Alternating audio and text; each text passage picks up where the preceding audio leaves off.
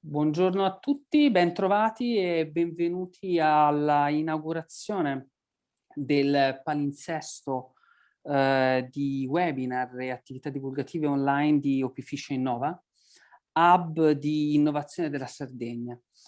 Un palinsesto divulgativo, quello di Opificio, che alternerà in modalità online e attività in presenze presso gli spazi di manifattura tabacchi, un programma con focus particolari sui temi dell'innovazione, della qualità del capitale umano, della trasformazione digitale che guardano a pubblica amministrazione, cittadini ed imprese. Con questa inaugurazione, intanto un ringraziamento particolare allo staff di Opificio Innova e quindi a Sara Cogotti, Marco Serra e ad Alessandro Pisu, responsabile delle operation di Opificio. E un ulteriore ringraziamento per la partnership e il supporto a Fondazione di Sardegna e a Innois. Oggi il tema di questo primo webinar è legato ai temi della cultura, in particolare alle sfide delle istituzioni culturali tra trasformazione digitale e vocazione alla comunità. Con noi a moderare questi 90 minuti di webinar Fabrizio Montanari, professore dell'Università di Modena e Reggio Emilia, e i partecipanti Stefania Masala dell'ISRE, Istituto Etnografico della Sardegna, Fabrizia Sanna per la provincia di Nuoro e il sistema museale nuorese, Roberto Grandi, presidente dell'istituzione Bologna Musei, Anthony Muroni, giornalista e scrittore, e Gaia Passetto di Sky Arte. Ringrazio quindi gli speaker che hanno trovato il tempo da dedicare a questa nostra iniziativa. Lascerei a Fabrizio la responsabilità e il piacere di introdurre le regole di questo talk. Evidentemente stiamo parlando di un settore prioritario per lo sviluppo del nostro paese in generale, della regione Sardegna in particolare. Il Covid ha portato una grande accelerazione sulla domanda di trasformazione digitale legata agli istituti culturali, sia per quanto riguarda, diciamo, la fase del lockdown e le modalità con le quali è possibile una ripartenza, sia per quelle che è un aumento dell'offerta di prodotti culturali e di servizi culturali. Accanto però alla trasformazione digitale che gli istituti culturali devono intraprendere come opportunità, c'è sempre più rilevante il rapporto con le comunità di riferimento. Probabilmente una trasformazione degli istituti culturali da luoghi di attrazione a luoghi di attivazione di progetti e di innovazione, e quindi il rapporto con i territori, con i loro ecosistemi è sempre più rilevante. Fabrizio, a te per favore. Allora, buongiorno a tutti. Sì, diciamo, questo è il quarto seminario che facciamo, infatti in questo modo di riflessione sulle nuove tendenze in atto da parte delle istituzioni culturali, e oggi avremo un focus in particolare sui musei e con il punto di vista di alcune persone appunto esterne che non lavorano per musei ma sono sempre nel campo della cultura. Per cui, nel senso, il tema è quello un po' di ragionare su quali sono magari, appunto, come diceva Diego, le nuove sfide, i nuovi movimenti, quello che è in atto, in corso d'atto come istituzione culturale, verso magari ripensare anche un ruolo che si ha, e su questo poi prendo spunto dall'esperienza che poi sentiremo più avanti, quella appunto dei musei di Bologna, in particolar modo del Mambo, di una trasformazione di un museo da conservatore del patrimonio culturale a un museo come hub e come attivatore di relazioni e di rispetto alla comunità di riferimento. E quindi su queste tematiche appunto lasciamo la parola innanzitutto ad Anthony Muroni, che diciamo così dal suo ci offre il suo ruolo di giornalista, ci può offrire un punto di vista esterno anche su quella che è la situazione appunto dei musei della Sardegna, e a cui appunto si dà la parola, e diciamo sarò un po' arbitro inflessibile un po' col tempo, siamo andati appunto un 7 minuti a testa per riuscire ad avere, insomma, a tenere alto il ritmo della chiacchierata e avere un po' tutte le possibilità anche poi col secondo giro di intervenire. Per cui lascio subito la parola. Eccoci, dovremmo esserci. Buon pomeriggio a tutti. Grazie per questo invito. Io vi parlo da un museo, dal museo della casa natale di Grazia Deledda a Nuoro, premio Nobel nel 1927 per la letteratura, prima donna italiana, prima donna in assoluto a essere premiata dagli accademici, ed è una degli hub appunto sui quali la Regione Sardegna vuole puntare per rivitalizzare il settore della cultura, per raccontare la storia della Sardegna e anche il presente, forse il futuro della Sardegna, attraverso dei personaggi che in un certo senso hanno incarnato alcuni passaggi storici per quel che riguarda la società sarda. La nostra isola ha una storia antichissima, forse tra le più antiche del Mediterraneo. La presenza dell'uomo e la capacità dell'uomo di insediarsi, di progredire, di migliorare, trova in Sardegna delle testimonianze incredibili già dall'epoca preistorica. Sono evidenze legate a tombe dei giganti, Domus de Janas, Betili, Menhir, fino ad arrivare ai nuraghi e fino ancora dopo, in epoca quando praticamente l'era nuragica sta finendo, i giganti di Monteprama, per fare un esempio, e poi ancora la presenza dei Fenici e poi dei Romani. Ognuno ha lasciato una traccia e in ogni momento di questi passaggi la società sarda è progredita. È una storia conosciuta ma poco raccontata, è una storia soprattutto che fin qui non ha fatto economia, e io credo che la valorizzazione del mondo della cultura ha un duplice significato. Il primo, e naturalmente anche più importante a mio avviso, è quello appunto della consapevolezza e della crescita delle persone attraverso la fruizione della storia, dei luoghi nei quali si vive o nei luoghi che si vanno a visitare. Dunque è importante la valorizzazione di questa storia che è in movimento, di musei che si rinnovano per chi ci abita, perché così prende consapevolezza di quello che è il suo patrimonio genetico, culturale, e anche per quanto riguarda i visitatori, che così vanno a scoprire peculiarità che sono certamente nuove e diverse rispetto ai loro luoghi di provenienza.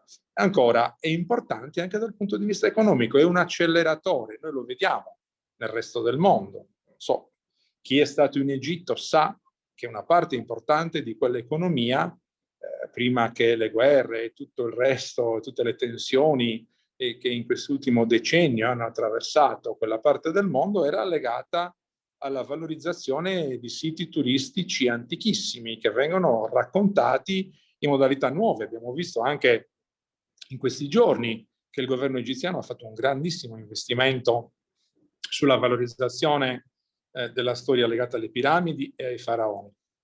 Ma un po' in tutto il mondo si è capito che alla consapevolezza, alla crescita culturale va affiancata una valorizzazione economica, perché questa appunto può portare a può essere un acceleratore di sviluppo.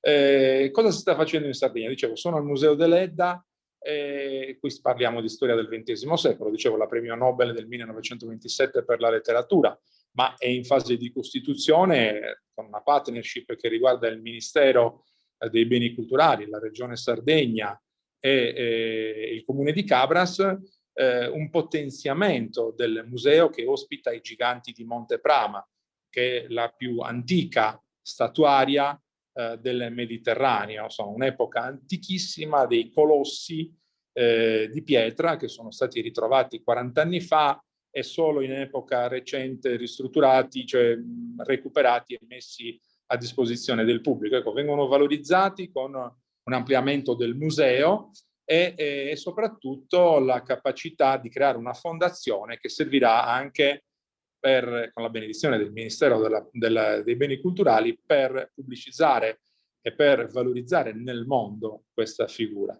Ancora, Eleonora d'Arborea, la storia del Medioevo, la storia dei giudicati, la Sardegna ha avuto un ruolo preeminente, soprattutto perché aveva una donna che in quell'epoca, 700-800 anni fa, governava un giudicato importante come quello di Arborea, e poi perché questa donna è stata la prima a firmare una legislazione che dava diritti a uomini e donne, cioè riconosceva per iscritto la capacità degli esseri, di tutte le persone che abitavano, ad avere anche diritti. È una storia poco conosciuta, che anche questa con diverse modalità, attraverso anche l'ISTAR, che è l'istituto che a Oristano si occupa delle ricerche in partnership anche in questo caso con la Regione e con il Ministero dei Beni Culturali, sta andando a svilupparsi. Ma è, per chiudere di questa stagione, un'iniziativa dell'assessorato regionale al turismo della Sardegna, che sta lavorando anche per la valorizzazione dei beni culturali, con una rassegna che si chiama Archeologica, che appunto, per stare al tema del nostro incontro di oggi, unisce il momento di difficoltà, cioè l'assenza di possibilità di vederci, di accompagnare i turisti sul territorio, con una valorizzazione dei siti che viene fatta attraverso le immagini, attraverso i suoni, attraverso le ricostruzioni 3D, con una gigantesca campagna social che in questa prima parte dell'anno ha interessato i paesi a lingua francese, inglese, tedesca e spagnola. Si sta sensibilizzando quel mercato e quel pubblico, perché si spera a giugno e a settembre di riuscire a organizzare poi qui in Sardegna, anzitutto alla Fiera di Cagliari, con una grande esposizione e poi con eventi sui territori dove sono presenti i reperti e dove sono presenti tantissime presenze storiche e preistoriche, come dicevo prima. Si sogna di poter, che la pandemia ci consenta di poter ospitare tra giugno e settembre dei tour operator e dei giornalisti specializzati che vengano in loco, dopo essersi preparati vedendo queste immagini a distanza, per vedere i luoghi, i reperti e anche la capacità di accoglienza che cresce attorno a quei luoghi e a quei reperti, unendo la storia alle bellezze della Sardegna. Adesso, questo è un primo punto, insomma, per far capire da dove partiamo e come ci stiamo organizzando. Perfetto, guarda, anche il tempo fantastico, ho rispettato i 7 minuti facendo un bellissimo volo sulle realtà sarde e molto interessanti, su quali torneremo successivamente. E ora appunto lascio la parola appunto a Roberto Grandi, che è il presidente del sistema museale di Bologna, e il quale racconta, diciamo così, chiederei di raccontare la sua esperienza, anche che nonostante il Covid ha portato avanti anche la nuova linea artistica, la nuova linea programmatica del Mambo, attraverso anche l'esperienza del forno del pane. Ok, quindi Roberto, prego. Anche te 7 minuti, poi dopo il caso intervengo se arrivi un po' lungo. Grazie. Perfetto, grazie. Ma io vorrei però legarmi a quello che Anthony ha appena detto, per una ragione, perché l'istituzione Bologna Musei sono 13 musei civici che partono dal museo archeologico, arrivare al museo d'arte contemporanea, passando attraverso anche la Certosa monumentale, eccetera. E quindi sono musei pubblici che in sé raccontano e hanno quelle che sono le memorie materiali della storia di questo territorio. E allora diciamo, quando noi parliamo di musei, dobbiamo sempre distinguere tra i musei che hanno delle collezioni permanenti, come diceva Anthony prima, o musei invece che sono soltanto delle sale espositive. Ecco, quando ci sono delle collezioni permanenti, è su questo credo che si debba lavorare. E allora i musei sostanzialmente hanno 4 tipi di pubblici: i turisti, i residenti, le scuole e gli artisti. Ecco, quello che noi abbiamo fatto durante questo periodo, abbiamo lavorato, e magari brevemente dopo anche lo possiamo dire, nei confronti del discorso dei turisti che non potevano essere presenti, ma ai quali abbiamo fatto dei racconti e delle narrazioni attraverso il digitale. Le scuole, che in questo periodo non avevano la possibilità di venire nel museo. Noi abbiamo ogni anno di solito 92.000 studenti che vengono nei nostri laboratori, e abbiamo offerto alle scuole la possibilità di fare laboratori sia online sia andare noi nei laboratori delle scuole, quindi continuare, proprio perché già la DAD pone problemi se poi addirittura non si fanno più i laboratori artistici creativi, c'è una diminuzione ancora di più del valore didattico. E poi ci sono ovviamente i residenti, quindi noi abbiamo lavorato molto con i residenti per individuare nuove narrazioni, proprio perché, come diceva Anthony prima, sul patrimonio che noi abbiamo della nostra storia. Come destinatari abbiamo i residenti per aumentare il senso di appartenenza, noi nei confronti dei bolognesi, ma i sardi nei confronti dei sardi in primo luogo, il senso di appartenenza attraverso tutto questo, e poi nei confronti invece dei turisti stranieri, che abbiamo visto che sono sempre di più interessati a completare la loro esperienza della città, di un territorio, andando a vedere le collezioni permanenti, perché le collezioni permanenti sono uniche, distintive di quel territorio, più che le mostre blockbuster che le possono vedere a Bologna, a Roma, a Firenze, a Cagliari.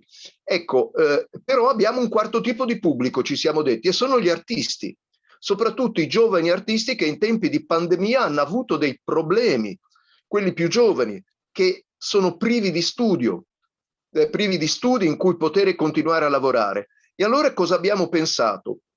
I musei sono chiusi, ma è assurdo tenere chiuso uno spazio pubblico. Ogni volta che uno spazio pubblico è chiuso, è un'offesa che facciamo al fatto che quello spazio deve essere fruito dal pubblico. E allora abbiamo fatto un bando agli artisti del territorio di Bologna, i quali non avevano in quel periodo uno studio su cui lavorare, e la risposta è stata incredibile, perché sono state più di 200, i quali hanno fatto richiesta di poter fare che cosa? Per 7 mesi venire ad operare all'interno del nostro Museo d'Arte Contemporanea, in cui c'è una sala, l'ex Forno del Pane, che è una sala enorme di 3.000 metri quadri, altezza 20 metri, dentro alla quale sono stati allestiti 13 studi di questi giovani artisti. E quindi questa è una cosa che qualsiasi museo al mondo avrebbe potuto fare. Piuttosto che rimanere chiuso, lo do agli artisti, perché anche gli artisti sono destinatari della nostra attività.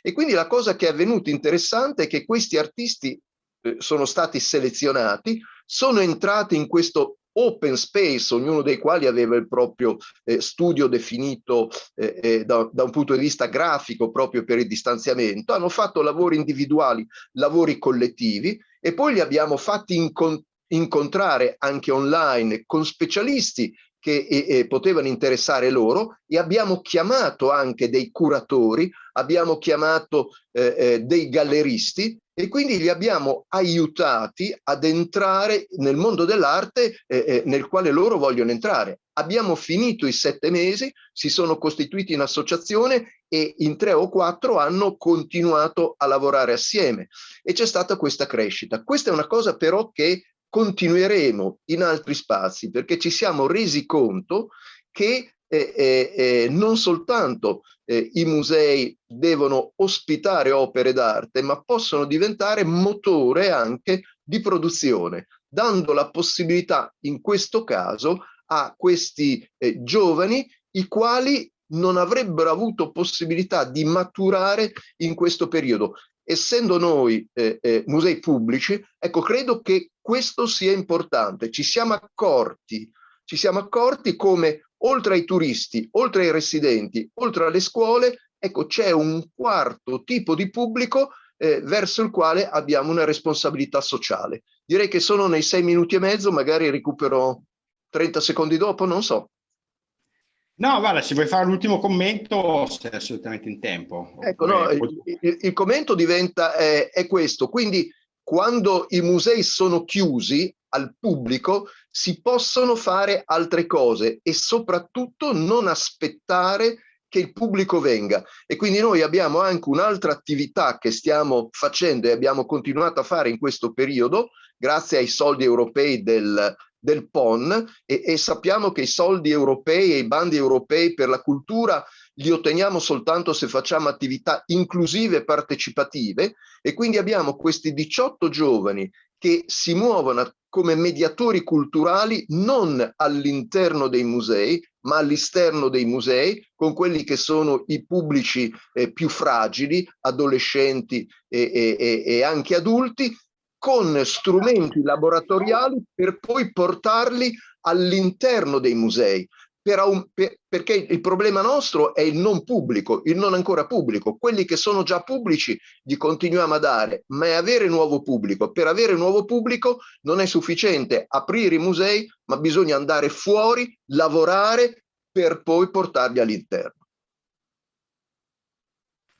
Perfetto, grazie mille. Assolutamente tanti, diciamo così, elementi sul piatto. E su questo adesso lasciare la parola alle due esperienze museali della Regione Sardegna, magari anche partendo appunto da quello che ha raccontato come esperienza il professor Grandi, di magari cosa stanno facendo, anche chiedo come elemento di discussione, come elemento di riflessione, cosa state facendo voi su questi temi, come avete anche reagito alla pandemia. Io partirei in ordine alfabetico da Stefania Masala dell'Istituto Etnografico della Sardegna. Salve, buonasera, sì. Intanto saluto Anthony che appunto era a Nuoro, alla casa natale di Grazia Deledda, che fa parte del patrimonio museale dell'ISRE che rappresento.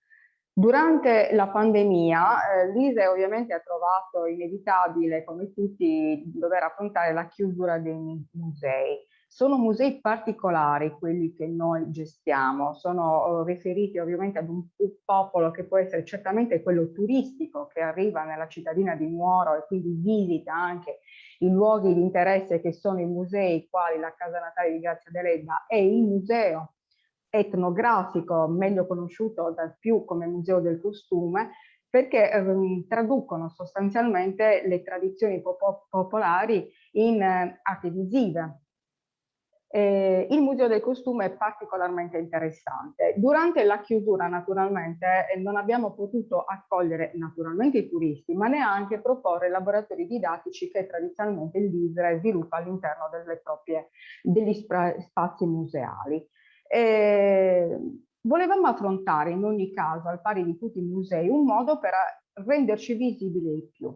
E abbiamo sfruttato le abilità che all'interno dell'ISRE comunque in questi anni si sono ampiamente sviluppate attraverso l'utilizzo del digitale, perché al fianco dei musei noi abbiamo una marea di altre attività di supporto anche alle attività museali che ci consentono di utilizzare benissimo, o meglio, che sono utilizzate anche benissimo attraverso il web. E infatti noi abbiamo abitualmente, come tutti ormai, le pagine Facebook, la pagina Instagram, il sito web, e nell'ambito di queste addirittura abbiamo addirittura una piattaforma specifica dedicata a quella che noi chiamiamo ISRE Cinema On Demand, attraverso la quale è possibile scegliere da un catalogo virtuale dei pezzi audiovisivi in natura ovviamente cinema etnografico, antropologico, sempre collegato alle attività istituzionali dell'ente, sceglierle, acquistarle e visionarle. Quindi i nostri sistemi sono abbastanza adatti già al digitale, però non avevamo ancora sviluppato un'esperienza specificatamente nel campo museale, quindi non avevamo un prodotto da dedicare all'ambito museale specifico. Allora abbiamo voluto comunque traslare le esperienze che noi portiamo attraverso i laboratori didattici nelle nostre pagine Facebook. Due progetti che noi abbiamo sviluppato sempre con successo in presenza, che sono appunto chiamati Da vicino a vicino e poi Nei nostri panni, metteva a disposizione di un'utenza a questo punto digitale delle tavole che rappresentavano perfettamente il costume sardo, indicandone tutti i particolari, i dettagli, la provenienza. E queste tavole naturalmente riportavano all'attenzione dell'utente finale un approfondimento, sia per la bellezza, sia per le caratteristiche che ovviamente spesse volte ci mancano anche di approfondimento. E al pari abbiamo dedicato ai bambini in età scolare, naturalmente, le medesime tavole dove una metà era rappresentativa del costume reale e l'altra metà da colorare. Questo per stimolare naturalmente anche delle attività a casa in un periodo di totale lockdown. Ciò che ci ha stupito vivamente è stata il numero di visualizzazioni e anche di interazioni, perché sono numeri che per musei piccoli come il nostro comunque rappresentavano un campo interessante di novità. Questa esperienza poi ovviamente, come un po' tutti, abbiamo mandato in onda anche dei videoclip che rappresentassero e facessero vedere il nostro museo anche all'esterno, ma soprattutto nelle trasformazioni avvenute nel tempo per arrivare alla realtà. Questo ci ha consentito di fare un focus sul fatto che ormai tutti quanti abbiamo sotto mano. Sicuramente dobbiamo, faremo così, trasformare quella che è stata una situazione temporanea di difficoltà legata alla chiusura dei musei per le restrizioni, anche ad una transizione un po' più strutturata, cercando di capire qual è la nuova missione del museo per il futuro. La transizione digitale, che tra l'altro poi è quella che poi è diventata una parola, una combinazione di parole molto amate, è facilmente intuibile, ormai applicabile anche nei musei. Sappiamo che con i fondi della Next Generation, del Recovery Fund, il MIBAC ha declinato una componente dedicata proprio anche alla trasformazione digitale nell'ambito dei musei e quindi culturale, che ci porterà a fare delle riflessioni, e questo potrebbe essere anche un momento di dibattito successivo a questi miei primi minuti, su quelle che sono le prospettive che anche in un museo piccolo come il nostro possiamo immaginare di adottare attraverso la nuova dinamica digitale. Ok, grazie. Oggi tutti perfettamente in linea. C'è ancora qualche minuto se vuole aggiungere un'ultima cosa su questi progetti anche che stavo raccontando, che sono molto interessanti. Ancora un minuto se vuole. Sì, va bene. Questi progetti, adesso noi dobbiamo lavorare sostanzialmente sul trasformare la nostra una nicchia della nostra attività in contenuti ad hoc, cioè contenuti ad hoc che possano essere una narrazione dei nostri musei, perché ciò che emerge è sicuramente l'esigenza di trasformare il museo da luogo di conservazione ad un luogo di ricerca e di esperienza. E quello che abbiamo constatato, tornando al nostro tema, è che l'esperienza digitale lo consente perché modifica il concetto di accessibilità. Ci rivolgiamo così, attraverso questa nuova dinamica, ad un popolo più vasto rispetto a quello che oggi riusciamo a raggiungere. Perfetto, grazie. Poi su questo penso che ci ritorniamo, che mi è fatto venire in mente alcune cose che abbiamo fatto in uno studio che abbiamo condotto recentemente. Dopo lo mettiamo quando facciamo un po' di dibattito. Lascio la parola a Fabrizia Sanna, quindi, che ci racconta invece il sistema museale di Nuoro. Salve a tutti, intanto qui rappresento la provincia di Nuoro, che è il soggetto che è stato chiamato ad attuare il cosiddetto sistema museale del Nuorese, che di fatto ricade nell'ambito del piano del rilancio del Nuorese. Più che altro, più che raccontarvi quello che è il sistema museale, che di fatto sta ancora nascendo, sono qui per sentire quelle che sono le vostre rappresentanze, anche perché per noi costituisce un contributo molto importante questa fase, che poi è quello che ricade nell'ambito del tema per cui siamo qua a raccontare, cioè questo processo di accelerata digitalizzazione che ci ha portato il Covid sostanzialmente a rivedere un po', soprattutto nell'ambito culturale, soprattutto nell'ambito dei musei, come poter intervenire.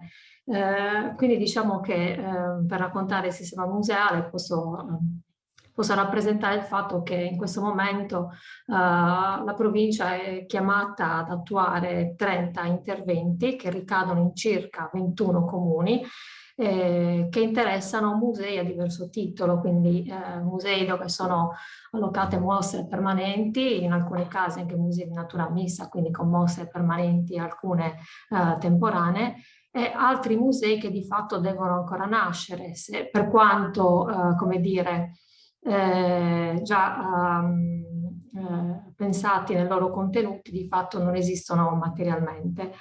Nel piano del rilancio, infatti, il sistema museale è una sorta di intervento che prevede dei finanziamenti che cadono su fondi FESR, su fondi FSC per l'adeguamento e la messa in sicurezza e per come dire, l'allestimento di alcuni di questi musei che hanno caratteristiche diversificate, disomogenee in alcuni casi, perché parliamo di musei che rappresentano contenuti relativamente all'archeologia, piuttosto che legati all'ambiente e alla natura, piuttosto che alle tradizioni e alla cultura popolare.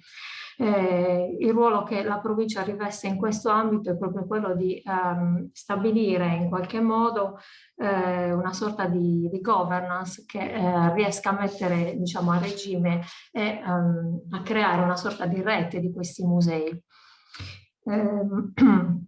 Come dicevo prima, la problematica del Covid ha portato in qualche modo a rivedere anche le azioni da intraprendere rispetto alle stesse attività o i contenuti o le modalità di rappresentare gli stessi contenuti, portandoci in qualche maniera a fare delle valutazioni di tipo differente. Cosa possiamo dire a tal proposito? La governance in questo momento è lo strumento che meglio potrebbe definire e regolare quella che poi è l'attuazione dello stesso sistema. Alcuni di questi servizi che sicuramente dovremo gestire in maniera univoca tra la rete dei sistemi museali è quello di ticketing, di informazione o di, come dire, di supporto al fine dell'usufruzione degli stessi musei.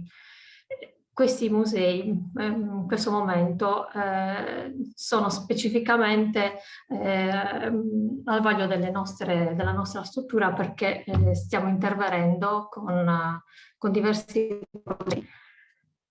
Il problema è che tra di loro questi musei non dialogano. Ecco perché è necessario attivare tutta una serie di interventi per portare questi musei da semplici contenitori ad attrattori, anzi diciamo pure attivatori di processi che poi possano innescare dei meccanismi di ricaduta nel territorio e negli stessi territori comunali, quindi territori comunali che in qualche maniera devono sentirsi parte di un territorio più vasto che il territorio appunto dell'ambito della stessa provincia.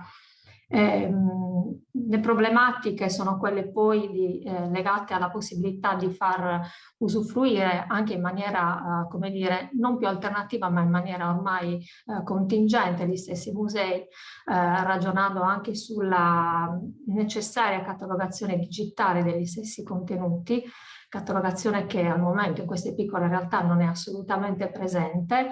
E quindi questo costituirebbe un elemento che ci permetterebbe la possibilità appunto di creare una sorta di spot in anteprima per come dire, incentivare la visita non soltanto poi alla fine in ultima analisi dello stesso museo ma di una piccola porzione nell'ambito di un territorio. Quindi queste sarebbero delle iniziative che poi sarebbero anche supportate alla luce del fatto che la nostra governance si svilupperà tenendo conto anche di quelle che sono poi le indicazioni dell'agenda digitale e di quanto poi riportato come già accennava prima la dottoressa Maras, sulla questione della Next Generation EU, che tra l'altro pone proprio come uno dei punti fondamentali lo sviluppo di tutta una serie di strategie legate all'innovazione digitale, quindi con una ricaduta nell'ambito del nostro tema, proprio nell'ambito della cultura e quindi dei sistemi museali. Quindi possiamo dire che come provincia in questo momento ci troviamo in una fase diciamo anche transitoria, quindi se da un lato questa esperienza diciamo del Covid che comunque stiamo vivendo ci ha bloccato rispetto a determinate attività, allo stesso tempo per noi è stata un'occasione anche di riflessione appunto per meglio gestire, meglio indirizzare tutte quelle che saranno poi le azioni successive una volta che gli interventi materiali effettivamente verranno realizzati in questi edifici. Certo che questa situazione nell'ambito dei musei dovrebbe permetterci appunto di puntare meglio sia sulla parte digitale, che crea sicuramente accessi di natura anche differente. Però è anche vero che colgo il suggerimento poi da Roberto Grandi relativamente all'utilizzo delle stesse strutture in occasioni che magari potranno, non si sa, ripresentarsi comunque nella modalità di rendere fruibili in maniera anche alternativa gli stessi mobili, le stesse strutture museali, perché di fatto quella che potrebbe anche essere la visione, quella che è la nostra visione della rete di musei, del sistema museale, non è una visione di natura, come dire, statica legata all'edificio in sé, ma una visione anche abbastanza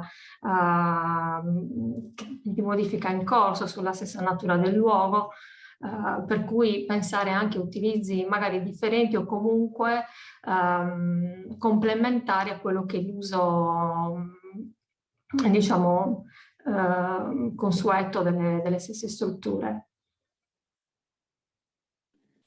Grazie adesso dell'intervento. Passo subito la parola a Gaia Pasetto di Sky Arte, che appunto non è un museo, come tutti sappiamo benissimo, però direi che è un attore che fa della narrazione la sua ragione d'essere, no? Visto che appunto la parola narrazione è una delle parole chiave che è emerso, no? Mi chiedevo appunto voi come Sky Arte quali sono le storie, le narrazioni che raccontate rispetto agli attori culturali, no? Come vi ponete, essendo fondamentalmente poi un attore culturale anche voi, in un certo senso anche voi producete. Un altro tema è quello appunto anche di museo, come, non solo come conservazione ma anche come produzione di contenuti rispetto a vari pubblici, no? Per cui mi chiedevo anche voi come stavate facendo, che tipo anche di come vedete anche la realtà dei musei, come la state raccontando, quella italiana e non.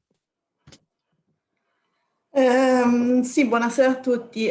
Sky Art è in onda dal 1° novembre del 2012 e da subito abbiamo iniziato a produrre, come suggeriva Fabrizio, quindi a creare del prodotto audiovisivo locale con l'obiettivo di valorizzare e fare un po' da cassa di risonanza anche alle tante realtà culturali sul territorio. Quindi da subito ci siamo concentrati non solo su diciamo, i siti più famosi e più popolari, ma abbiamo cercato di fare un lavoro diverso, oltre a quello ovviamente che comunque è interessante per un pubblico televisivo. Abbiamo cercato di raccontare le diverse realtà culturali sul territorio senza perdere autorevolezza nel racconto, ma cercando di utilizzare un linguaggio che fosse televisivo e quindi potessero raggiungere un pubblico molto più ampio di spettatori. Abbiamo deciso di lavorare subito in diretto contatto con il territorio e con le diverse realtà culturali italiane, parlando di tutte le arti che arricchiscono il nostro paese, quindi non solo l'arte classica e i siti principali del nostro paese, ma parlando anche di arte contemporanea, di teatro, di fotografia, di musica, appunto in stretta collaborazione sempre con le varie istituzioni. Senza con questo voler fare alcuna polemica, ma avendo noi iniziato ormai quasi 9 anni fa, vorrei dire che all'inizio, nei dialoghi con le istituzioni museali e istituzioni culturali in generale, la percezione era quasi un po' di scarso interesse rispetto a quello che noi potevamo offrire come funzione di amplificatore della voce delle istituzioni che andavamo a contattare. Ci siamo fortunatamente resi conto che negli anni questo rapporto è profondamente cambiato e il nostro lavoro non potrebbe funzionare se non fosse fatto direttamente in stretta collaborazione con le istituzioni che andiamo di volta in volta a chiamare. Ripeto, questo è un percorso che noi abbiamo iniziato ormai quasi 9 anni fa e che è molto cresciuto negli anni, portandoci anche a realizzare produzioni che, mentre inizialmente erano destinate principalmente ad un pubblico italiano, noi siamo una TV privata che ha una base abbonati di circa 5 milioni di persone, ci ha portato a poter realizzare anche film con distribuzione internazionale, a diventare un centro di produzione di contenuti culturali italiani destinati a anche le altre sedi di Sky in Europa, oltre appunto a distribuzione cinematografica internazionale. Nello specifico quello che è successo in questo ultimo anno disgraziato, soprattutto durante il primo lockdown, ci siamo chiesti che cosa potevamo fare sia per il nostro pubblico che per le istituzioni con cui abbiamo sempre collaborato, per cercare di appunto portare qualcosa in più alle persone come tutti noi chiuse in casa e continuare a dare un aiuto come megafono, come amplificatore alle istituzioni culturali del paese. E abbiamo fatto principalmente 2 attività. La prima, abbiamo trasmesso in chiaro gratuitamente il nostro canale sul nostro sito e sulla piattaforma digitale di Sky. Facendo per 3 mesi circa abbiamo trasmesso gratuitamente per tutti con una selezione delle nostre produzioni originali che negli anni abbiamo fatto proprio per raccontare le diverse realtà culturali sul territorio italiano. La seconda cosa che abbiamo fatto è stata quella che noi chiamiamo instant production, cioè nonostante fossimo tutti blindati in casa, abbiamo deciso di realizzare una produzione originale interamente creata da remoto, che si chiamava Io ti vedo, tu mi senti, con l'aiuto di un giornalista, nostro amico Nicolas Ballario, che aveva l'obiettivo proprio di dare voce a tutte le attività culturali che nonostante il lockdown continuavano a fiorire nei mesi, hanno iniziato a nascere soprattutto nei mesi di marzo, aprile, nel primo lockdown. E quindi dare voce ai musei, dare voce agli artisti, dare voce a tutte le figure culturali che in quel momento soffrivano forse più di tante altre categorie. Quindi il nostro obiettivo era quello di dare un servizio in entrambe le direzioni, aiutare il pubblico a casa che non poteva più usufruire fisicamente del prodotto culturale e appunto dare una voce alle istituzioni culturali che dovevano rimanere chiuse.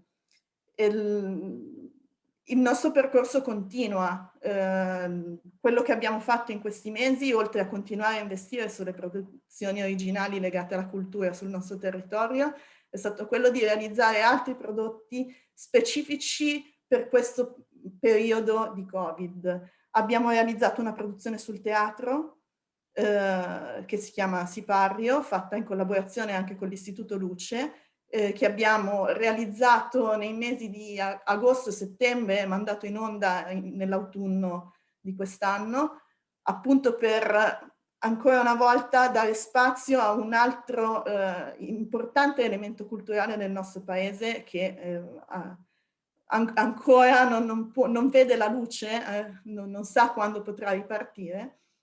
E abbiamo fatto un'altra produzione, questa volta per fortuna non siamo stati costretti a farla interamente da remoto, che si chiama The Square e che appunto ha invitato, ha visto partecipare diversi personaggi del mondo della cultura e anche ci ha permesso di nuovo dare voce alle tante iniziative culturali delle istituzioni museali sul territorio.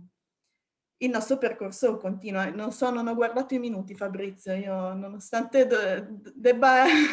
Dovresti essere quella più abituata al cronometro che la... In realtà no, sono molto più abituata a lavorare dall'altra parte.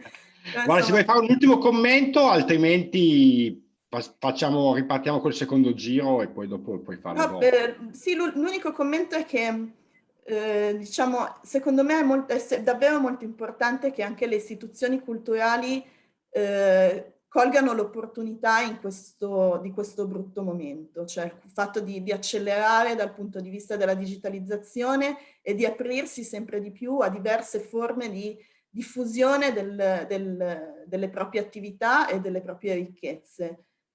Noi cerchiamo di fare questo da diverso tempo e penso che insomma appunto dobbiamo cogliere l'opportunità che ci dà questa brutta esperienza per dare un'accelerata a questo processo. Ok, Grazie, perfetto. E andiamo così, rilanciando il secondo giro, quindi poi adesso riparai la stessa, seguirai le stesse persone, poi dopo andiamo anche un po' di libertà, poter rilasciare quello che ha detto qualcun altro e via dicendo, no? Su questo aspetto appunto che adesso ha appena detto Gaia, era proprio quello su cui volevo chiedere, no? Perché noi abbiamo fatto il primo Talk Together, era aprile del 2020, no? Con un po' di persone dai vari mondi, da una collega di Sky a direttore del teatro, direttore della Fondazione Nazionale della Danza Teatro Balletto, assessore alla cultura, eccetera, no? E diciamo così, l'anno scorso la reazione delle istituzioni culturali per certi versi era un po' del tipo, c'è un'eccezionalità e reagisco cercando di far vedere che ancora esisto, cioè perché appunto la chiusura era stata vista anche come un momento di annullamento, no? Quindi fatto un iato rispetto alle attività normali, e la risposta era stata fondamentalmente nel 90% dei casi: ripropongo online tutto un archivio di girato, di attività che ho e lo metto così com'è, lo trasformo, no? E da lì è iniziato un percorso dove c'è un po' di differenza tra varie istituzioni, no? Ci sono alcune che ancora vedono tutto ciò come un momento passeggero, che però man mano che diventa anche più costante, vedo, parlando anche con la direttrice di un museo dell'Emilia Romagna, se non facciamo il nome, no? Che l'altra volta che abbiamo fatto il Talk Together era un po' categorica, no, digitale, non esiste nulla e così, adesso ha cambiato molto opinione, no? Dice, ma però forse funziona anche come momento in più, anche per allargare le possibilità, no?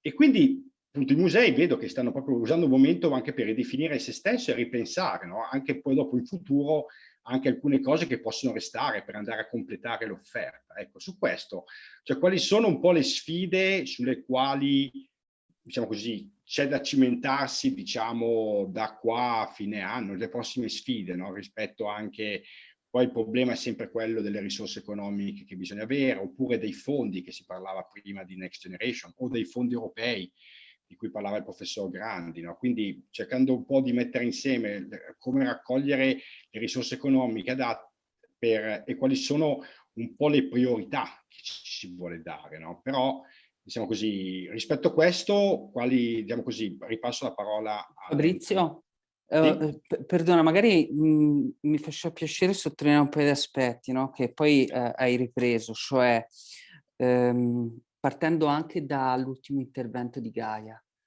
cioè sul rapporto e come si interpreta la digitalizzazione, no? Che poi tu hai ripreso nel fatto che soprattutto durante il periodo del lockdown è stato per tanti versi anche una trasposizione in digitale di quella che era un'offerta precedente, quindi una discussione su quale dovrebbe essere il rapporto con il digitale. Infatti la testimonianza di Gaia è stata particolarmente interessante, perché poi in realtà il digitale è o può essere anche uno strumento che complementa e aumenta l'offerta culturale, e quindi non solo è uno strumento di maggiore fruizione e accessibilità, questo l'abbiamo visto, e penso che tutti gli interventi, poi anche quello che raccontava nella testimonianza Stefania, sicuramente è una grande leva per raggiungere dei target che altrimenti non si raggiungevano. Però il riferimento alla produzione, al disegno di esperienze digitali è un percorso che ha grandi opportunità. Sicuramente non c'è solo un tema dietro di finanziamenti, ma c'è anche un tema di competenze, di come si fanno certe cose, di come si ripensa il rapporto, sia di come si fanno le cose, di come si impostano. Quindi questo da una parte, e poi vabbè la testimonianza di Roberto secondo me è stata preziosa, proprio mi andrò a vedere subito dopo il talk online il bando che ha fatto il Mambo, perché l'esempio che citavi è proprio un archetipo di come un luogo culturale diventa un luogo di innovazione, quindi aggrega il rapporto con i vari stakeholder e supera un momento di difficoltà di questo genere qui. Quindi credo, diciamo, che i due temi, no, su cui può valere la pena sicuramente fare questo secondo giro sono il rapporto con la digitalizzazione, non solo come strumento per comunicare o per gestire più efficacemente certe cose, sicuramente prezioso, ma di come può aumentare l'offerta e ibridarla, e dall'altra diciamo, come concretamente si fanno partire processi come quello che Roberto ci ha raccontato, che magari per le prossime esperienze, ad esempio a cui faceva riferimento Fabrizia, possono essere particolarmente utili. Rifacciamo l'ordine, per cui se c'è Anthony, che non vedo il video.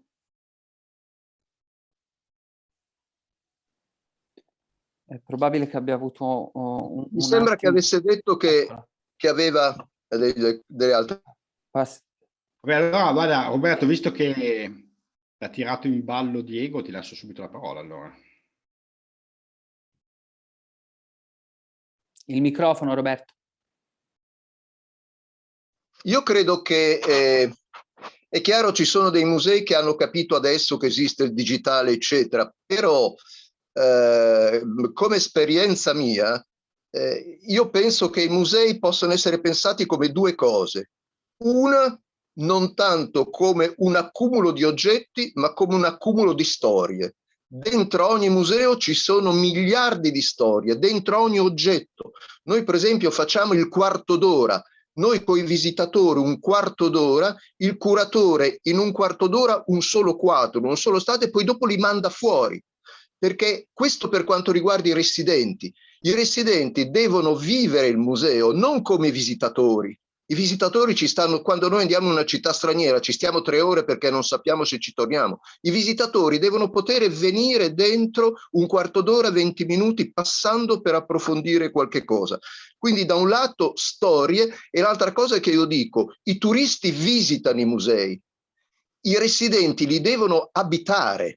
E quindi ci sono delle aree dei musei in cui noi mettiamo meno spazi per stare seduti di quelli che ci vogliono, perché ci piace che la gente stia per terra, perché se tu ti siedi per terra abiti il luogo, se tu lo vivi come una chiesa, vivi il museo in maniera distaccata, cosa che non dovrebbe essere oggi, se sei un residente. Il visitatore è una cosa diversa. Da un lato quindi storie, e allora il digitale ci serve per raccontare le storie, ricordandoci però che cosa? Che il digitale è un linguaggio, cioè diverso è utilizzare Instagram, diverso è utilizzare Twitter, diverso invece è utilizzare la realtà virtuale. Noi stiamo facendo in realtà virtuale una parte dei nostri musei, stiamo utilizzando Instagram, abbiamo lavorato con un'app, ma ecco, quello che è il mio suggerimento è questo. Noi dobbiamo, come musei, dire che i nostri musei sono laboratori per imprese esterne. Quindi cosa abbiamo fatto, per esempio, per la realtà virtuale? La realtà virtuale abbiamo fatto un matching con delle imprese nostre di Bologna, in Sardegna ce ne sono tantissime, e gli abbiamo detto: questi sono i nostri musei. Prova a pensare qualche cosa. E quello che stiamo facendo adesso, loro lo fanno come attività laboratoriale, ce lo fanno gratis, perché hanno bisogno, partendo da questo poi dopo, di poter fare curriculum. Ecco, anche queste cose sono importanti, così come l'app che abbiamo è una startup che è nata qua. Il prossimo venerdì la Regione, per esempio, fa un incontro in cui mette assieme il cluster delle industrie culturali e creative con i musei, piccolissimi, grandi, eccetera, per dire: noi musei vorremmo questo, voi industrie che siete nella regione, ecco, che tipo di proposta ci potete fare? Poi dopo andiamo insieme a trovare quelli che possono essere i finanziamenti. Ecco, ma mettere assieme questo perché è importante? Perché è importante anche perché le imprese che fanno tecnologia hanno bisogno di contenuti. Noi abbiamo contenuti, abbiamo bisogno di tecnologia. Ci mettiamo assieme e riusciamo a fare delle cose meravigliose. Quindi noi siamo dei laboratori, ma possiamo pensare anche dei linguaggi diversi. Quello per esempio che abbiamo fatto adesso, e li presenteremo fra poco, durante questo mese abbiamo invaso i nostri musei di danzatori, di danza contemporanea nei nostri musei, e adesso avremo dei promo di 3 minuti, 4 minuti di ciascuno dei nostri musei, con danze le più diverse. E beh, lì c'è una narrazione di un museo che ti viene voglia di andarlo a vedere, ma perché è stato raccontato col linguaggio della danza. Ecco, questa è un'altra cosa meravigliosa. Così come quando i musei, voglio dire, al mattino, prima che aprano, sono spazi meravigliosi per metterci le persone che fanno lo yoga. e che abitino i musei, vengono a farli davanti alle opere d'arte. Se quelle 2 ore ce li abbiamo, li diamo ecco, quindi digitale da un lato, con tutti i linguaggi, lavoriamo su tutto questo, ma soprattutto attiviamo e facciamo capire che i musei sono dei laboratori per chi vuole inventare qualcosa, per chi ha delle idee anche di applicazione delle tecnologie. Poi si possono trovare i finanziamenti, ma ecco, se diamo quest'idea, noi riusciamo a fare questo matching e dalle app che oggi sono importantissime. Adesso ci siamo accorti che è meglio avere un'app che audioguida dal punto di vista della sanificazione, eccetera. E poi, per esempio, abbiamo fatto delle app con questa startup che c'è l'app e tu decidi se sei famiglia, se sei un ragazzino, se invece sei uno specialista, hai dei diversi percorsi e dei diversi racconti. Ecco, io credo che a questo punto i musei o capiscono che è necessario fare questo, e allora diventano fantastici, perché siamo delle istituzioni che poi facciamo le cose insieme ai teatri, facciamo le cose insieme alle altre istituzioni culturali, li portiamo dentro. Ecco, questo è necessario farlo, e questo tempo ci ha fatto capire che è importante. Abbiamo accumulato contenuti e noi siamo pieni di contenuti. Ricordiamoci che, e questo è il mio mestiere per quello che insegno, le nuove tecnologie, le nuove tecnologie, i nuovi media, i social e i digital hanno bisogno di contenuti. La società ha bisogno di contenuti. Tutte le imprese di nuove tecnologie non hanno contenuti, li stanno cercando. Noi abbiamo i contenuti da offrire a chi riesce con certi linguaggi a trasformarli in qualche cosa d'altro. Dobbiamo capire che le nostre sono risorse enormi che non possiamo svendere, perché ce li abbiamo, sono i nostri. E come si diceva prima, Casa Grazia Deledda, come noi abbiamo lo studio di Morandi, lo studio di Morandi è lo studio di Morandi, è lì. È un pezzo di storia, è un qualche cosa che adesso lo stiamo portando a livello virtuale, ovviamente, ma poi il virtuale ci serve per fare dei racconti e per fare in modo che le persone vengano di persona, perché il virtuale e il digitale non può sostituire la presenza. Sono due testi diversi, come si diceva. Il virtuale, la realtà virtuale è un testo che ha la sua dignità, che può essere fruito, eccetera. E la visita in presenza però è assolutamente diversa, quindi uno decide che cosa fare, ma soprattutto una volta che tu vai sul virtuale ti deve venire voglia di venire in presenza. Quindi laboratori aperti, e troveremo che ci sono persone che vogliono farci delle proposte, vogliono lavorare. Addirittura adesso con l'Enea stiamo lavorando e abbiamo messo delle telecamere in cui controlliamo quello che fanno i visitatori quando sono davanti alle opere d'arte. Ecco, se ci apriamo, secondo me questo matching è interessante.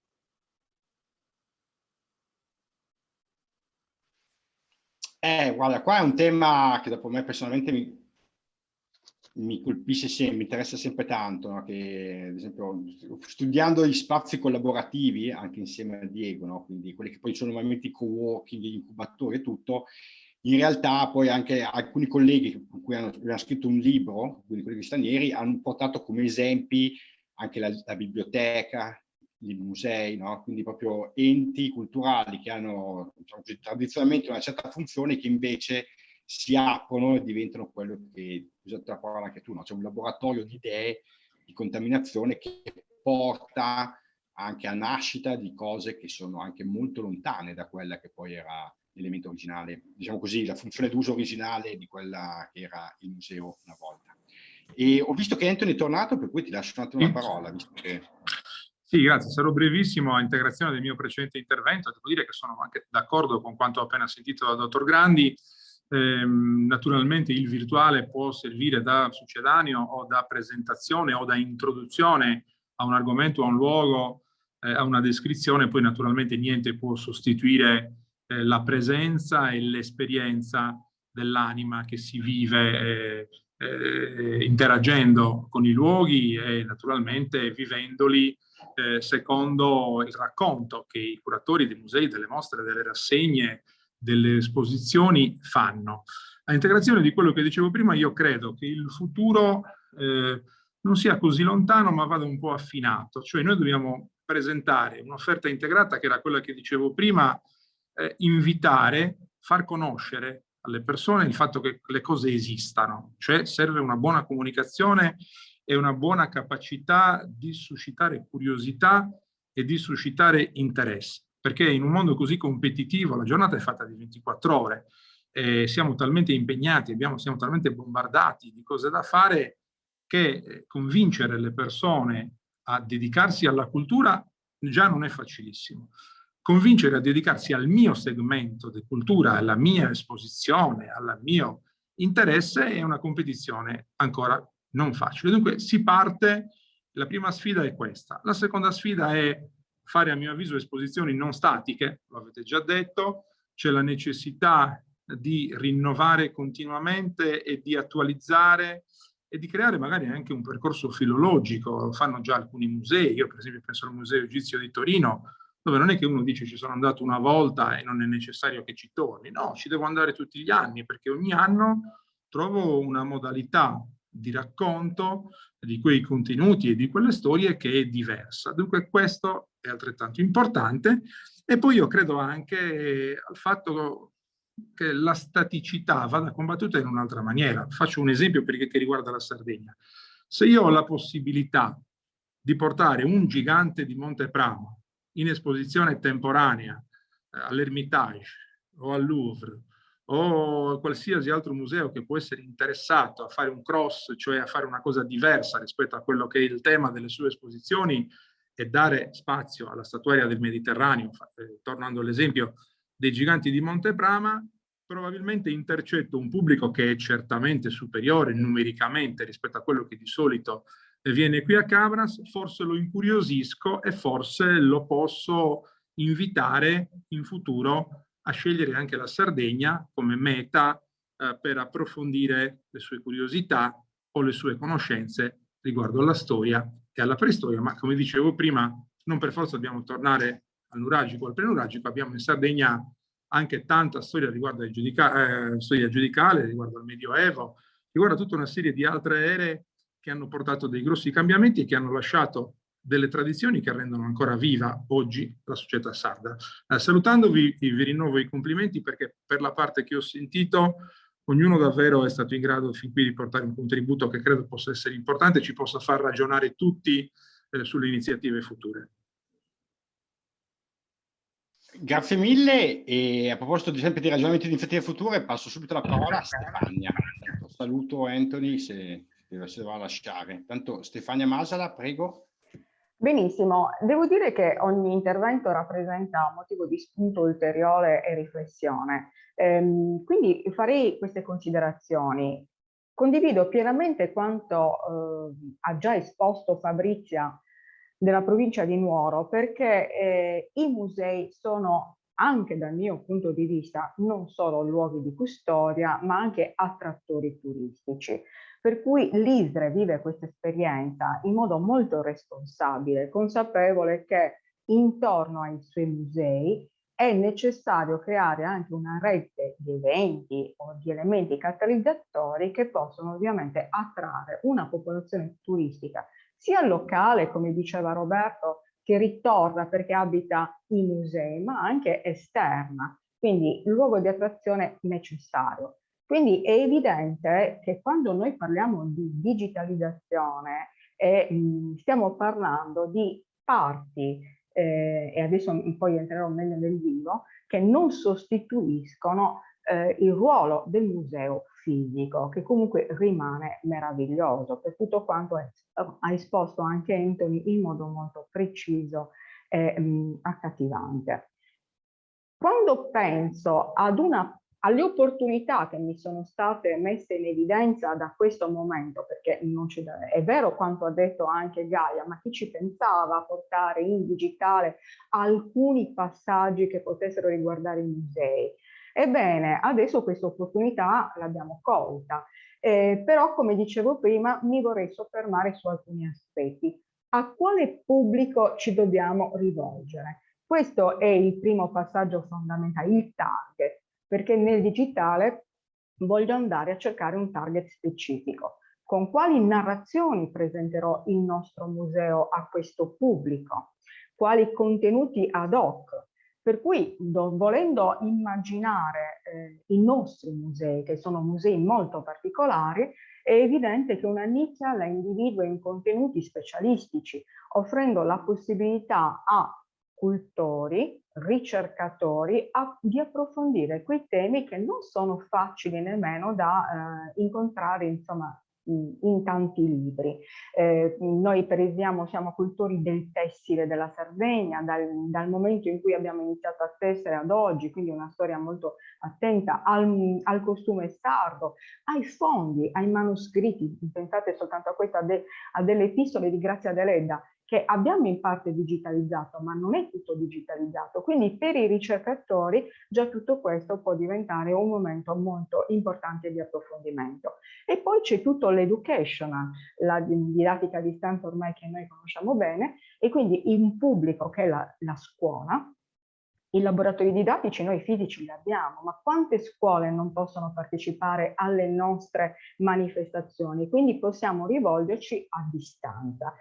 E come diceva qualcuno, nuove competenze, non c'è alcun dubbio, nuove competenze, tutte basate ovviamente sul digital by design, parliamo di interaction, graphic, digital, andiamo a sviluppare nuovi ambiti che possono essere il gaming, che naturalmente è anche molto accattivante, soprattutto se pensiamo ad una popolazione studentesca, ma sviluppiamo tantissimi altri ambiti, anche quello migliore della rappresentazione, per esempio, come qualcuno ha detto, non più l'audio guide, in tutti i musei il codice QR, ma ne abbiamo già incontrato in tanti musei ormai, ma alcuni ne sono ancora sprovvisti.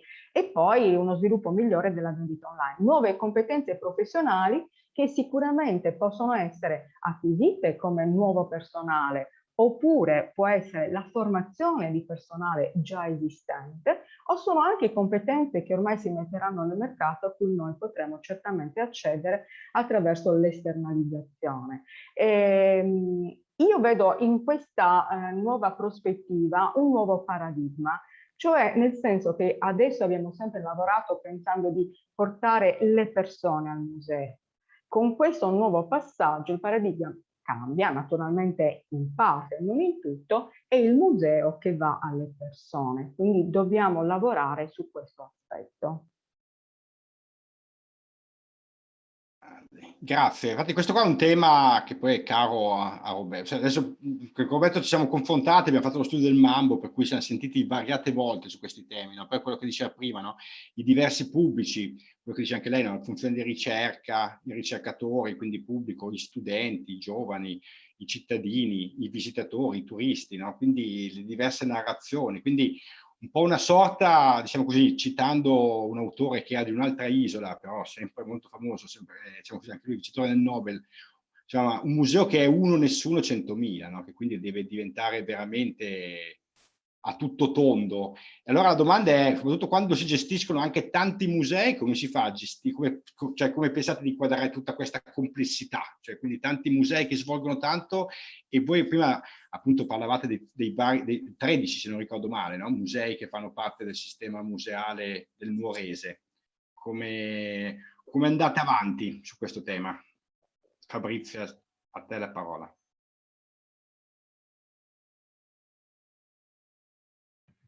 Allora no, dicevo sì, sono 21 comuni interessati con i loro relativi musei. Certo, è importante comunque attivare una sorta di riflessione su un momento di progettualità che ci può suggerire appunto questo momento, tenendo come elemento di riferimento anche l'innovazione per creare una sorta di leitmotiv che in qualche maniera comuni tutti questi musei relativamente ai contenuti ma anche all'appartenenza al territorio.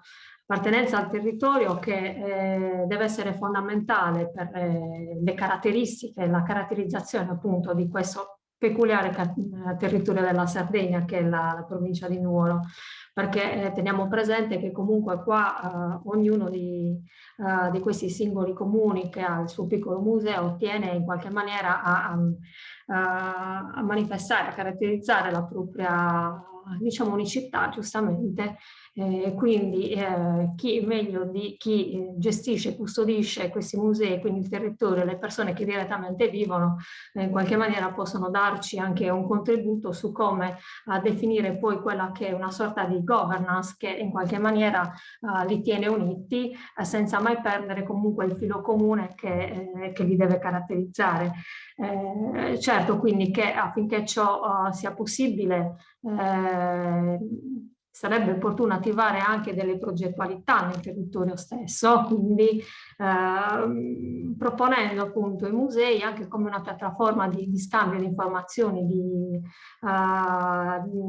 di luoghi insomma da cui far nascere nuove idee, nuove prospettive, facendo in modo che comunque chi si trova prima di tutto nello stesso territorio, nello stesso comune, possa viverlo, impadronirsi in qualche maniera e utilizzarlo come un bene, anche in maniera quotidiana, così anche come diceva Grandi. Poi il problema sì dei flussi nei musei, il turista che arriva, va bene una vetrina, una promozione anche in maniera virtuale, come abbiamo visto, anche tramite l'informazione sui social e quant'altro, però poi di fatto succede che chi ha il museo a fianco a casa non utilizza, non lo vede, non gli appartiene, non lo sente come appartenente alla propria cultura, alla propria quotidianità. Quindi magari anche vedere la prospettiva differente tra chi usufruisce in maniera diciamo fisicamente presente, in maniera digitale, ma anche chi di fatto non si ritiene, e questa è una cosa molto viva in questo territorio, destinatario dell'utilizzo dello stesso museo. Quindi sì, dovremmo proprio ragionare, questo è quello il filo conduttore, diciamo, anche sulla nostra governance, su queste incidenze, perché poi sono quelle che riescono in qualche maniera a tenerlo vivo, a creare una sorta di catena, di filiera, affinché gli stessi possano in qualche maniera suggerire anche utilizzi alternativi in quei, se possiamo definirli, tempi morti, o comunque tempi in cui le visite virtuali, che poi non sono accessibili comunque, questa è la realtà da parte di molti, da tutti, così come magari possono essere altri tipi di visite. Un'altra considerazione che mi sento di fare anche rispetto a quanto voi avete raccontato con le vostre esperienze è che comunque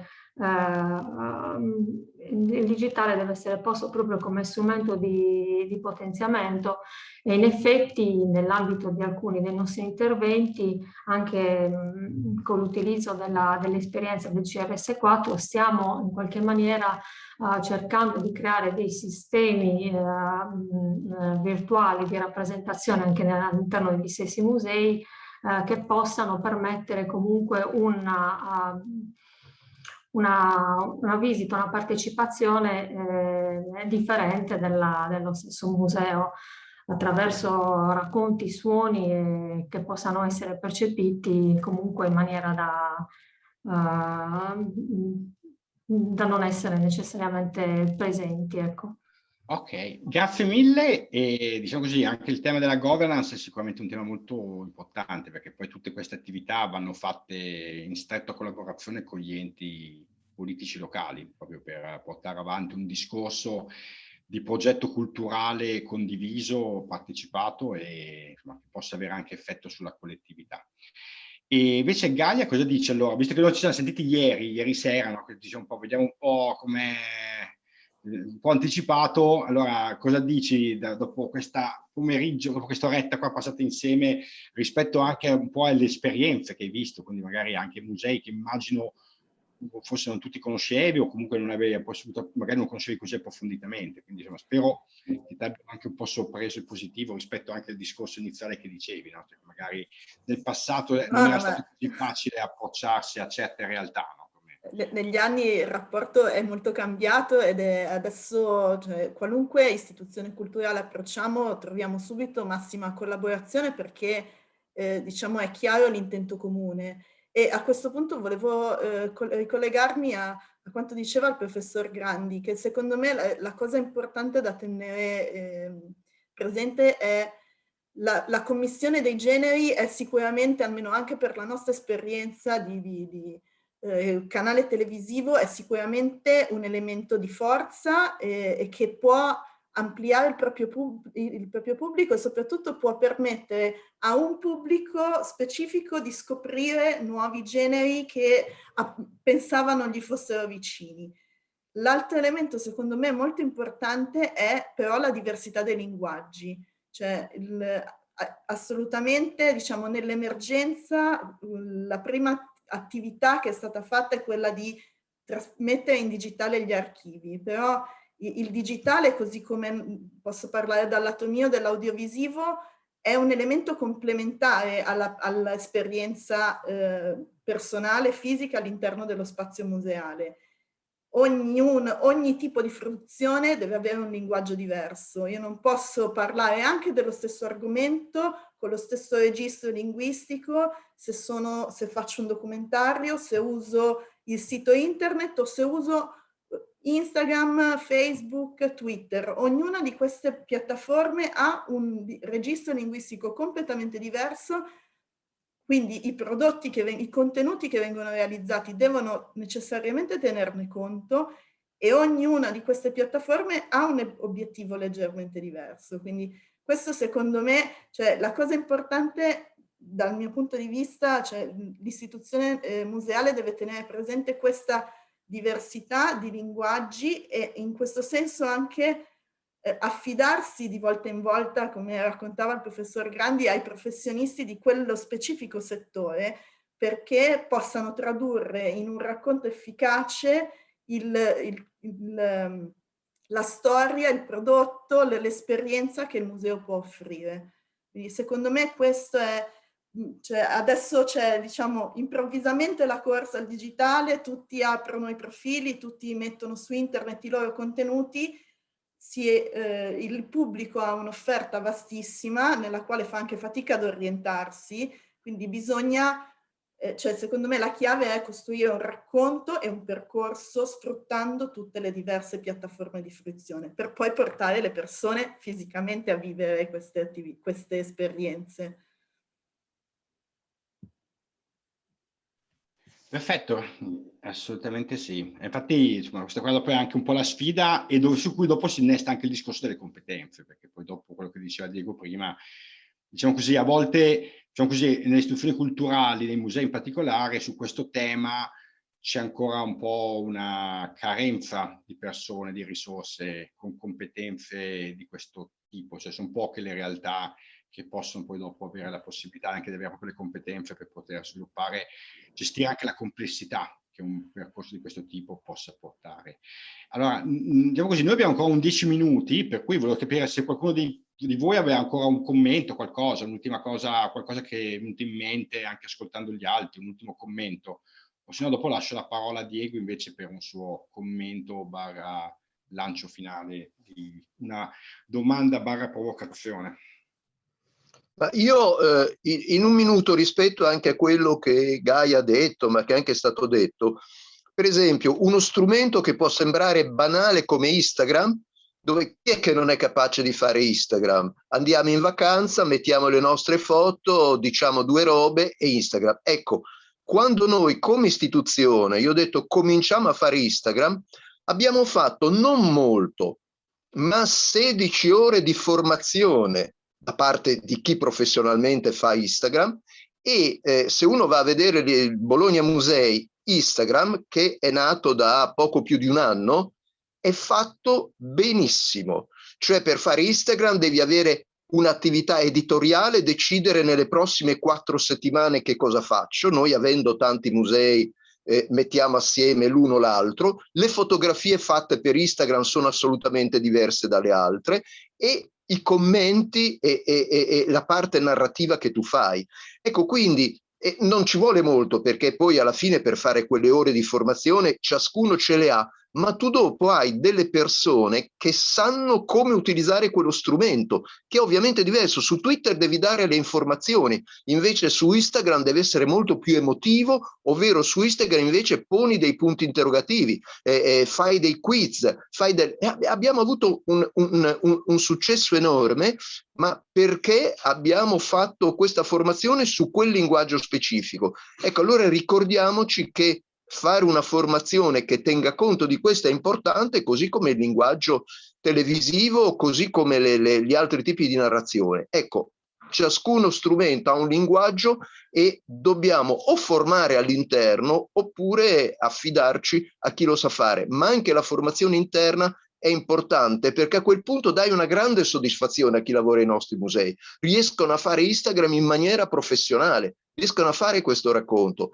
e dobbiamo tenere conto che chi lavora all'interno dei musei deve essere il primo ambasciatore di quello che facciamo, ma deve essere soddisfatto del fatto che puntiamo su di loro per fare queste cose.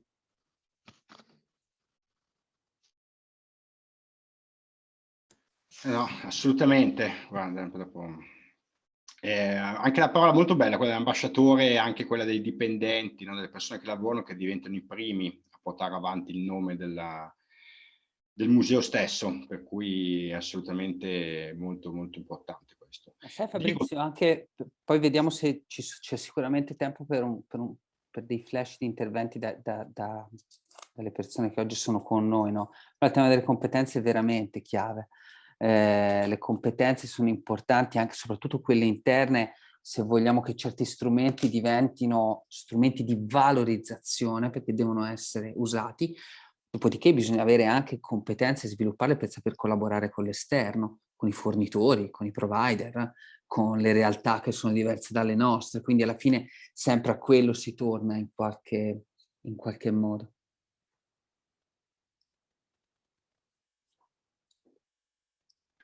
Infatti, qualche altro commento, se volete, Fabrizia, Gaia, Stefania?